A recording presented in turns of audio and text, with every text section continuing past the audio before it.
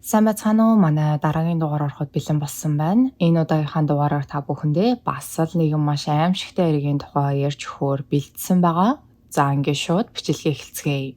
Сатива Трансун 1995 оны 5 дугаар сарын 19-нд Вашингтон мужийн Спокейн хотод төрсөн. Гэхдээ түүнийг 12 настай байх үед нь аав ээж нь түүнийг аваад Чейни хот руу нүүсэн юм бэлээ. Сатива дээрээ Микаила гэх нэг эгчтэй тэд хоорондоо маш дотно, угаасаа насан ч гэсэн ойролцоо болохоор эгчдүү гэхээсээ илүүтэйгээр яг л найзууд шиг байдаг. Сатива Чейни ахлах сургуулийг 2013 онд төгсөөд дараа нь Eastern Washington University-д элсэн орсон байдаг. Түүний бага багасаа л мөрөөддөг байсан мөрөөдөл нь гэх юм бол сургуулаа төгсөөд уламжлалт аргаар барай засал хийдэг хувийн эмнэлгээ нээх явдал. Сатива ер нь нэлээд цоглог, эрч хүчтэй, хөвгчлөлтэй хөөрхөн охин. Тэрээр бүр ахлах сургуульд байхдаа инээд халдаадаг охин гэж хүртэл хочлуулдаг байсан юм байлээ. Үүнээс нь харахад тэрээр эргэн тойрныхын хүмүүсийн хэлдэг шиг үргэлж бусдад инээд бэлгэлж, эерэг инээрэг түгээж явдаг гэдг нь харагдаж байгаа. За 2017 оны 6 сард Сатива их сургуулаа төгсөөд Мелтон хот руу нүүсэн байдаг. Мэдээж шинэ хот руу нүүгээд хэнийг ч танихгүй шинэ газарт гэр бүл найзуудаасаа хол байна гэдэг тийм ч амар биш. Гэхдээ Сатива өөрөө маш нээлттэй, найзархаг, бусадтай хурдан дотносдог төрлийн хүн болохоор түүнд шинэ газараа тасаж, сууршихад тийм ч хүнд байгаагүй. Сатива шинэ хотод нүүж очисон даруйдаа маш олон хүмүүстэй танилцаад хэд хэдэн найзуудтай хүртэл болоод амьдсан байдаг. Ийхүү шинэ газараа төвхнөөд эргэн тойрныхоо хүмүүстэй танилцаж дотносж явах үедээ тэрээр Тейлор Аллен гэх эрэгтэйтэй танилцсан удалгүй тэд үерхэж эхэлсэн. Тейлорын хувьд тэрээр Сативагаас тэс ондоо хүн. Сатива маш нийтэж, хөгжилтэй, итгэмтгий гинэн хүн бол эсэргээрээ Тейлор маш хянамгай, барагтай л бол танихгүй хүнтэй юм ярьдаггүй, хүмүүстэй тийм ч хурдан ойртож дотносдог хүн биш. Хэдийгээр Тейлор Сатива хоёр тэс ондоо ааш аран шинтэй, тэс ондоо сонирхолтой ч ямартай ч нэг нэгэндээ татагдан үерхэж эхэлсэн нь энэ. Гэхдээ тэд үерхэж эхлээд нэг их удаагүй байтал асуудлууд ар араасаа гарч эхэлсэн байдаг. Тэр нь юу байсан бэ гэхээр Тейлор ер нь нэлээд хартай, Сативаг хаана юу хийж ийн, хинтээ байна, яг хизээ хаашаа явсан, ямар хүмүүстэй хамт байна гэд бүх зүйлийг нь мэдчихэж л нэг юм санаа нь амардаг. Эхэндээ тэдний харилцаа иймэрхүү байдлаар үргэлжлээд Сативач түүний хартай, өөрийг нь байнга харддаг энэ байдлыг нь ойлгох гэж хичээж явсаар сүүл рүүгээ байдал уламд ордож, Тейлор бүр түүний утсыг нь хүртэл шалгадаг болсон байгаа. Ингээд болоогүй Тейлор сүүлдээ Сативагийн утасных нь мессежийг өөрийнхөө лаптоптой холбоод Сатива хинтээж зурус бичилсэн тэр бүгдийг нь уншаад сууж идэг. Мэдээж гаднаас нь харахад бол тэд үнэхээр гоё хосууд, бүр Сативагийн эргэн тойрных нь хүмүүс бүгдээрээ Тейлорыг магтдаг, үнэхээр сайн залуу, маш халамжтай, байнга л чамайг л эргэж тойрчойдог, чамаас өөр зүйл мэдэхгүй, ийм найз залуу ховор шүү гэх мэт зүйлсийг хүртэл Сативад хэлдэг байсан байгаа. Гэтэл яг цаагаараа үнэн учиртай бол Сатива Тейлор хоёрын харилцаа уламл хортой, уламл аюултай болсоор байсан. Сүүл рүүгээ Тейлор бүр Сативаг гэрийнхэнтэйгээ уцаар ярихыг нь хүртэл хянаад байж идэг, найзуудтайгаа уулзах гэхээр нь дургуутсдаг.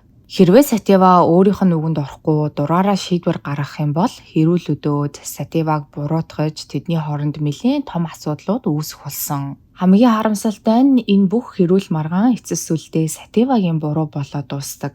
Хэрвээ чийл гадагшаа гарч найзуудтайгаа уулзаагүй бол бид маргалдах шаардлага гарахгүй байсан. Хэрвээ чийл надаас нууцаар гэрийнхэнтэйгээ уцаар яриагүй бол ийм зүйл болохгүй байсан. Гэх мэт Тейлорын хэлдэг үгнүүд болон хэрүүлээс нь залхсан Сатива сүүлдээ найзууд болон гэрийнхнээсээ холдож тэдэнтэй холбоо барих нь хүртэл баг багаар багассаар сүүлдээ бүр хэдэн 7 хоногоор хүртэл хил чимээгүй алга болж эхэлсэн байдаг. За ингээд иймэрхүү байдлаар Сативаг өөрийнхөө хүслээр байлгаад иргэшээлдээ оруулаад толгойг нь эргүүлээд хортой харилцаанаас гарч чадхааргүй байдалд оруулсныхаа дараа Тейлор сэтгэл нь ханаад түүнийг амар амгалан байлгасан юм уу гэхээр мэдээж үгүй. Угаасаа ямар ч хортой харилцаанд ийм зүйл болохгүй. Эсвэргээрээ Тейлор бүр хориотой мансууруулах бодис зөөж тээвэрлдэг гэмт хэргийн бүлгүүдтэй орооцолдож өөрөө ч мөн мансууруулах бодисны хамааралтай болж эхэлсэн байдаг. Цаашлаа дудалгүй Тейлор хориотой мансууруулах бодис биедээ авч явсан хэрэгээр цагдаад хүртэл баригдсан байгаа. За өмнө нь хэлсэнчлэн Сатива эгчтэйгээ маш дотно, эгч Макейланч гэсэн түүн дээр ганц 2 сардаа дор хаяж нэг удаа зочилж ирдэг. Эгч нь хэдийгээр түүн дээр инхүү ойр ойрхон ирдэгч гэсэн Сатива эгчтэй юу туулж яаж амьдарч байгаа талаараа ганц ч үг дурдаагүй. Гэхдээ эгч нь түүний гэрт ирэх бүрд Сативагийн гэрийн зочны өрөөний шилэн ширээг хагараад шилгүү болцсон. Гэрийнх нь хан руу хүн гараараа цохоод ханыг нь цөмөлчихсөн юм шиг ханан цөмрөөд дотгошоогоо хонхойтсон. Аль эсвэл бүр номын тавиур нэвтэрсэн гэх мэт ийм хачирхалтай дүр зураглалууд харагддаг. Мэдээж эгч нь дүүгээсээ яагаад гэрийнх нь эд тогшол байнга эвдрээд гэр нь ийм байдалтай байгаа талаар асуухаар Сатива яаж ийж байгаа л нэг зүйл олоод зохиогоод хэлдэг. Тэгэхээр Сатива Тейлор тэр хоёрын дунд болоод байгаа зүйлсийн талаар хамгийн дотны хүндээ хүртэл хэлэлгүй тас нуусан байсан гэсэн үг. Яахав Сативагийн ганц хоёр найз нь энэ тухай мэдчихсэн байлээ. Гэхдээ Сатива өөрөө энэ бүхнийг гэр бүлийнхнээсээ тэр тусмаа эгчээсээ нуухыг хүссэн тул найзууд нь энэ талаар гэрийнхэнд нь хэлээгүй.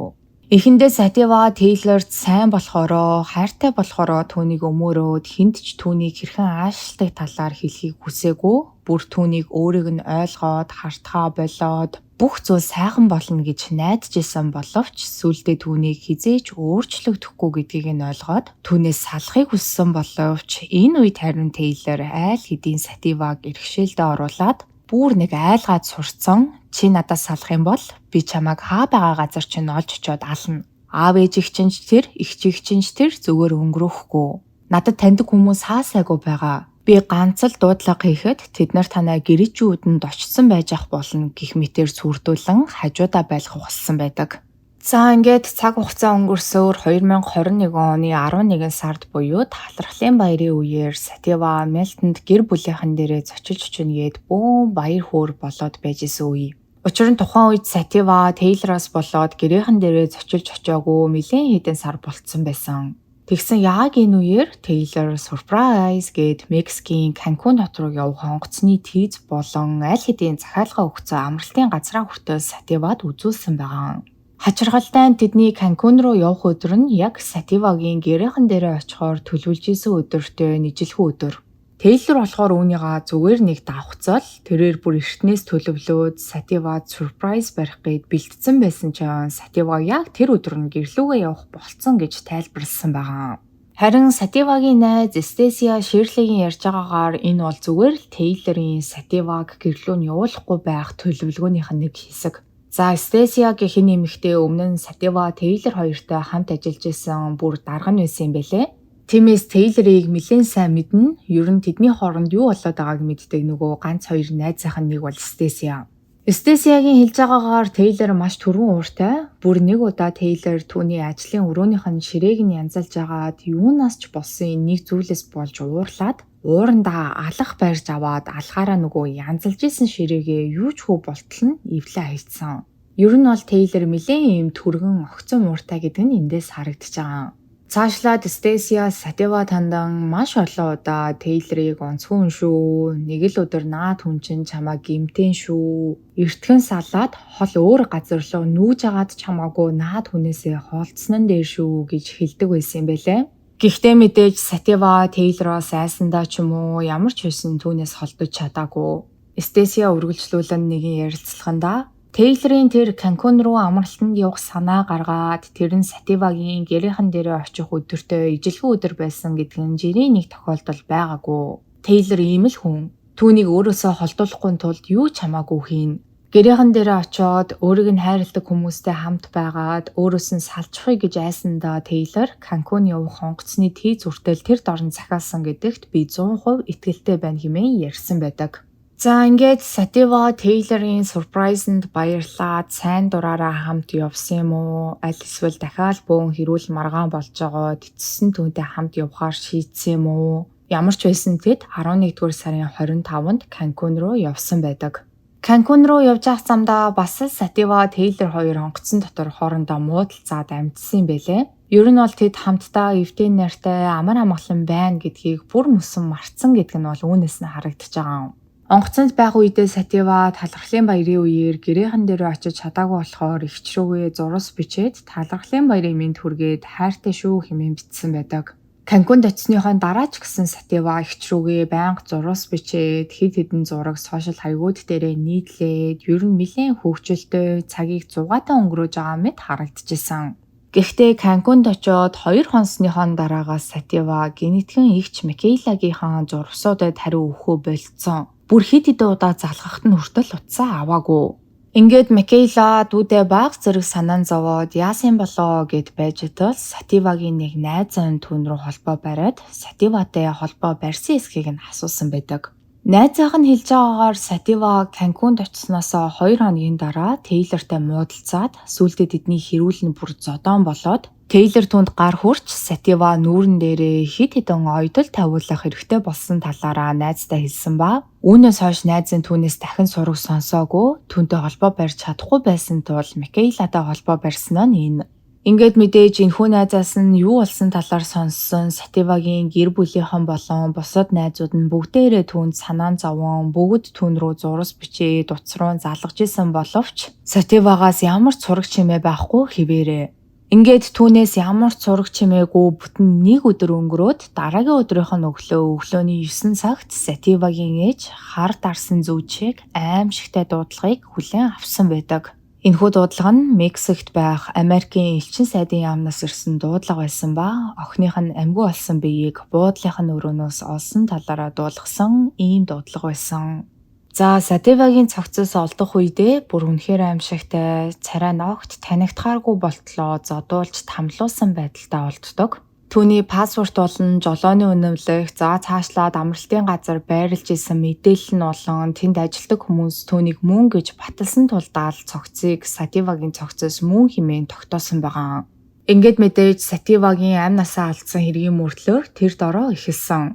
Мөрдөгчөд хамгийн эхлээд тэдний байрлаж исэн амралтын газарт ажилладаг хүмүүстэй бүр зарим амрагчдтай хүртэл ярилцаж үзсэн байдаг.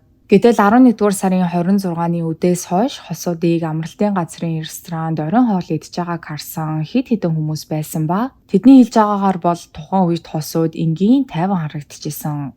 Харин үүний дараа тэднийг ресторанаас гараад бааранд ээж ахт нь харсан өөр хэд хэдэн хүн байснаас гадна тэдний хэлж байгаагаар бол баарны текэн дээр сууж авах үедээ Тейлор Сативагийн нүдэн дээр өөр нэг эмэгтэйтэй илт сэтгнээд нөгөө эмэгтэйгээ бүр өдөж хоргоогоод байсан байгаа. Үүнийг нь харсан Сатива уурлан Сатива Тейлор хоёр хоорондоо маргалдаж эхэлсэн бөгөөд энэ үед 31 настай Тейлор яг л дэлгүүрээс авахыг хүссэн юм авах гээд уйлж ойрлж байгаа жаахан хөвчийг тэнд ганцаараа ойрлоод текэн дээрээс юм авч шидээд бүр сандал ширээг нь хүртэл авч ийш тийш шидэж эхэлсэн ба энэ үед баарны хамгаалагчид Тейлорыг баарнаас хүчээр хөөн гаргасан байдаг. Ингээд баарнаас гараад өрөө рүүгээ явж явах үедээ Сатива Тейлор хоёр хоорондоо муудалцаар тэдний маргаан бол зогсоогүй. Тейлор бүр ганцаараа ойрлоод газар тэрийж унаад бос цуугаад хогийн сав энтер өшөглөөд бүр мэдрэлтэж өгсөн байгаа. Тэдэнтэй хамт явж исэн хамгаалагчид Сатива тандан Тейлорыг эрүүл болтол нь өрөөнөөс нь битгий гаргаарай хэмээн хэлсэн байдаг. За ингээд тэд өрөөндөө орсон. Гэхдээ тэднийг өрөөндөө орсны дараа хажуугийн өрөөнүүдэд нь байрлаж исэн хүмүүсээс маш олон дуудлага амралтын газрын хүлээн авах дээр ирсэн байдаг. Дуудлага өгсөн хүмүүс хэлэхдээ энэ хажуугийн өрөөнөөс хүмүүс хоорондоо муудалцж байгаа чимээ гараад байна. Нэг эмэгтэй ойрлоод уйлаад байна. Хурдан ирээд хажуугийн өрөөний эмэгтэйг зүгээр байгаа эсхийг шалгаад өгөөч. Эсвэл цагдаадуудад өгөөч гэсэн иймэрхүү зүйлсийг хэлсэн байдаг. Ингээд амралтын газрын ажилтнууд 4 давхарт гарan Сатива Тейлор хоёрын буудалж исэн өрөөний үүдэн дээр нэрэн хаалгыг нь тогшоход Сатива хаалга тайлсан ба түүний хацар дээр нь ойролцоогоор 5 см орчим маш гүн зүсэгдсэн ийм байдалтай байсан. Түүнийг ийм байдалтай байхыг харсан буудлын ажилтнууд Сативаг доошоо эмчийн өрөө рүү авч очоод эмч түүний хацар дээр нь хит хитэн оёдол тавьсан байдаг. За тэгэхээр энэ үеэр Тейлор хаана байсан бэ гэсэн чинь өрөөнийх нь хаалгыг хүн тогшоход Тейлор цонхоор гараад доошоо дамжиж буугаад бууж явахдаа доошоо унсан юм уу яасан ямар ч байсан цонхны дор хэвтчихсэн байгаа. Буудлын ажилтнууд Тейлор дээр очиход тэрээр ямартай ч гэмтэж бэртээгүй гэхдээ шаа сохтой байж исэн. Ингээд буудлын ажилтнууд түүнийг ямар ч байсан өрөөнд нь оруулж өгчөө дуган цагдаа дуудсан юм байлээ. Гэхдээ хамгийн хачирхалтай нь цагдаагийн ажилтнууд амралтын газар дээр ирчээл буцаад явцсан. Тейлор Сатива хоёрын хин хинтэй ч уулзаж ярилцаагүй. Харин Сативагийн хацар дээр нь оёдол тавьж исэн эмч түүнээс юу болсон талаар нь асуухад Сатива би харин санамсаргүй бүдэрч унаад өөрийгөө зүсчихлээ. Тейлор ямар ч буруугүй, тэр надад гар хүрээгүй, юу ч болоогүй, бүх зүйл зөв зүгээр хэмээн хариулсан байдаг. Гэхдээ эмч бол түүнийг зүгээр ч нэг бүдэрч унаад нүрээ ингэж гүнзүсээгүй гэдгийг нь мэдчихсэн. Бүр Сативад тусдаа өөрөө гаргаад өгөө, тэр өрөөнд ороод ганцаараа унтчихаа гэж хүртэл санал болгосон байлээ. Харин Сатива зүгээрээ санаа зовлтгүй тэр намайг гэмтээхэр хүн биш гэд өрөө рүүгээ буцаад явсан байдаг. Гэхдээ буудлын ажилтнууд тэр хоёрын өрөөг нь ямартай сольж өгөөд нэг давхурт болгосон байлээ. Мэдээж Тейлорыг дахиж сонхоор гараад 4 давхраас унж өөрийгөө бэртээх үе гэж айсандаа энхүү өрөөг нь сольж өгсөн нь. За энхүү тэднийг нэг давхурт өрөөгөө сольж орсны дараа ч гэсэн хажуу өрөөнд нь байрлаж байсан хүмүүс эмэгтэй хүний орилго чимээг хэд хэдэн удаа сонссон байдаг. Гэхдээ харамсалтай нь тэдний хинэнч буудлын ажилтнуудад энэ талаар мэдээлэлгүй, цагдаад бол бүрч дуудлага өгөөгүй. Тэр байтугай нэг давхарт байрлаж байсан хамгаалалтын ажилтнуудын зарим нь хүртэл Сативагийн орилж хашгирч байгаа чимээг сонссон байгаа. Гэхдээ тэдний хинэнч юу болоод байна, яагаад байна гэж тэдний өрөөнд очиагүй. Ер нь бүгд Сативаг орилж хашгирч байгааг сонссон хэрнээ юу ч сонсоогүй юм шиг дор бүрнээ өөртөө ажиллаа хийгээд явж исэн байгаа. За ингээд маргааш өглөөн нь болж Тейлор дөнгөж шүршүрээс гарч ирсэн бололтой найз төстэй өрөөнөөсөө гарч ирээд буудлын ажилтан дээр ирэн юу ч болоогүй юм шиг найз охин нь өрөөндөө ямар ч ухаангүй байгаа талаар хэлсэн. Буудлын ажилтнууд тэдний өрөөнд явж ороод маш аимшигтай зүйлийг олж харсан байдаг. Сатива орны хажуухан талд газар доошоо харсан байдалтай хэвтчихсэн бөгөөд түүний бүхэл бие нь хөхөрч шалбраад хамар болон амнаас нь цус урссан ийм байдалтай олдсон. Ингээд буудлын ажилтнууд тэр дорн цагдаа болон түргэн тусламжийнхныг дуудсан боловч харамсалтай нь бүх зүйл оройтоод Сатива айл хэдийн амьсгал ураасан гэдэг нь тодорхой болсон байдаг. Ингээд мөрдөгчөд Сативагийн цогцыг шүүх эмнэлэг рүү илгээж түүний биед задлан шинжилгээ хийж үзэхэд маш аимшигтайгаар Тейлор түүнийг нүцгэн гараараа зодсоор байгаад амь насыг нь хөнөөсөн гэдэг нь тодорхой болсноос гадна Сативагийн биен дээр хөхөрч хавдаагүй үлдсэн 5 см газарч байгаагүй. Тэгэхээр Тейлор түүнийг ямар аимшигтайгаар шүнжэнгүү тамулж зодсоор амь насыг нь хөнөөсөн гэдэг нь эндээс харагдаж байгаа. Бүр бүхэл бүтэн хүний биен дээрээс бэртэл аваагүй 5 см газарч үлдээгүй байсан гэхээр Сатива охин ямар аимшигтайгаар тамлуулсан гэдэг нь бол ойлгомжтой. Цаашлаад Сативагийн биен дээрээс бие хамгаалахаар оролцсон хэд хэдэн уул мөрөд олдсон. Гэхдээ тэрээр мэдээж өөрөөс нь хамаагүй илүү том биетэй эрэгтэй хүнтэй тэмцэлдээд ямар ч үр дүнд хүрээгүй. Үүнээс гадна Сативагийн цогцос олдох үедээ гар цүнхэн мөрөн дээрээ үүрээстэй байж исэн байлээ. Тэгэхээр Сатива эцсийн хүртэл Тейлороос зүхтах гээд оролдож исэн болж таарч байгаа. За ингээд мөрдлөгийн хүү үргэлжилсээр задлан шинжилгээний хариуч мөн тодорхой болсон болохоор гэмт хэрэгтэн хэн гэдэг нь ойлгомжтой. Цагдаагийн ажилтнууд тэр дорн 31 настай Тейлорыг Сативагийн амь насыг хөнөөсөн гэмт хэргийн сэжигтнээр баривчлан хорьсон байдаг. Үүнээс бараг 3-7 хоногийн дараа буюу 2021 оны 12 дугаар сарын 18-нд Сативагийн гэр бүлийнхэн түүний биеийг Америкт буцааж авч ирээд ном журмынхан дагуу оршуулах ёслолыг нь хийсэн. Мэдээж цогцыг улс дамжуулан зөөнө гэдэг нь өөрөө маш яривагтай ажил тул ийхүү 3-7 хоногийн хугацаа шаардсан байгаа.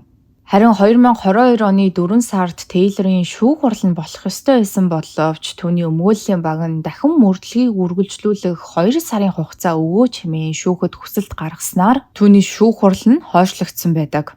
Гэхдээ хачирхалтай нь үүнээс хойш түүний шүүх хурал хизээ болох тав нь огт гараагүй, энэ талаар дахиж яригдаагүй, бүх зүйл тодорхойгүй байгаа юм байна. За энэхүү эрг нь Мексикт гарсан хэрэг тул Мексикийн шүүхээр шийдвэрлэгдэнэ. Тейлор одоогийн байдлаар Мексикийн шоронд хоригдож байгаа. Гэхдээ түүний талаар өөр нэг мэдээлэл байгаа нь түүнийг Мексикийн хамгийн том гэмт хэргийн бүлэглэл болох картелийн гишүүн гэсэн мэдээлэл байлээ. Өмнө нь хэлсэнчлэн Тейлор Америкт байхдаа хүртэл хориотой мансууруулах бодис зөөж яваад баригдчихсэн. Дээрээс нь түүний хоригдож байгаа шоронд маш олон картелийн гишүүд мөн хоригддсан байлээ. Цаашлаад бүр хүмүүсийн таамаглаж байгаагаар Тейлор гэмт хэрэг үлдчихэд найз охиноо хүний осноос гажууд аимшигтай зэрлэгээр шүнжин зодож амь насыг нь хөнөөчөөд өглөө нь юу ч болоогүй юм шиг шүршүрт ороод явж ийснаас нь харахад магадгүй Тейлор өөрийгөө Мексикт бол шоронд орсон ч зүгээр гэж бодож исэн ч байх магадлалтай. Үүнээс гадна бүр анхнаасаа Сативаг Мексикт авч очиж жагаад амь насыг нь хөнөөхөөр төлөвлөж исэн байх ч боломжтой гэж үздэг юм байлээ. Гэхдээ энэ бүхэн бол зүгээр таамаглал. За үүнээс гадна өөр нэг хачиргалтай зүйл гэвэл Тейлорын ээж Роса Тейлор Сатива хоёрыг Канкун руу амрах гад явцсан байх үед нь Сативагийн гэрт ороод хулгай хийсэн гэх хэрэгээр баригдан шалгагдчихсэн юм байлээ. Гэхдээ тэгээд яг буруутай хэсэг нь тогтоогдсон юм уу, хоригдсон юм уу, шийтгэл авсан юм уу, яасын тэр талаар тодорхой мэдээлэл байгаагүй. Гэхдээ бүр юу ч болоод байгаа хүн тэнд Сативаг Мексикт аваачаад амь насыг нь хөнөөж хахад ээж нь араар нь эзгүй байгаа гэрээг нь ухаад гэрээс нь хулгай хийжсэн гэхээр ч одоо бүр юу гэсэн үг юм бэ? За ингээд одоогийн байдлаар Тейлоргийн шүүх хурал нь хизээ болох нь тодорхойгүй. Яагаад ингэж удаад байгаа нь ч мөн тодорхойгүй байсаар байгаа. Гэхдээ шинжээчдийн таамгаар бол Тейлорыг шүүхээс ойролцоогоор 50 жилийн хорих ял авах болоо да хэмээн таамаглаж байгаа юм билээ. За энэ эрхтэй холбоотой олон нийтэд ил болсон бүх мэдээллүүд гэвэл нэг иймэрхүү байна. Ер нь тэгээд хортой харилцаанаас болоод хортой харилцаанаас гарч чадахгүй байсаар агаад амь насаа алдсан маш олон хүмүүс байдаг. Энэ хэргийн хувьд гэвэл бас л нэг тийм хортой харилцааны хур уршиг харуулсан ийм хэрэг байлаа. Тэгээд тэр Тейлорын маргааш өглөөнөө нь босоод юу ч болоогүй юм шиг шүршүрт ороод маш тайвнаар буудлын ажилтнууд дээр ирээд найз охин нь ухаангүй байгаа талаар хэлсэн гэдэг тэр хэсэг бол бүр бодхоор л ингээд бие арцаамаар аимшигтай санагдчихээн. Яаж хүн тэгэж хин нэгнийг бүр хайртай дуртай гэж явдаг эмэгтэйгээ шүнжэнгөө хүчирхийлж бүр тийм аимшигтайгаар амь насыг нь хөнөөчөөд өглөөнөө нь юу ч болоогүй юм шиг цогцсных нь хажуугаар зөв зөвөр алхаад усанд ороод явж идэг байна. Та бүхэн маань бас энэ хэргийн талаар юу гэж бодож байна? Өөрийн хувийн бодлоод сэтгэл хэсэгт үлдээж бусадтайгаа мөн хуваалцаарай. Өнөөдрийн та бүхэндээ ярьж өгөхөөр бэлдсэн бичлэг маань энэ түрээ дуусж байна. Миний оруулдаг бичлэгнүүд таалагддаг бол лайка дараарай, subscribe дараарай. Хажууд нь байгаа хонхон дээр дарах юм бол намайг шинэ бичлэг хийх болгонд та бүхэнд мэдээлэл очих болно шүү. Ингээд дараа 7 хоногийн мигмар гарагт шинэ дугаараар уулзтлаа. Түр баяртай.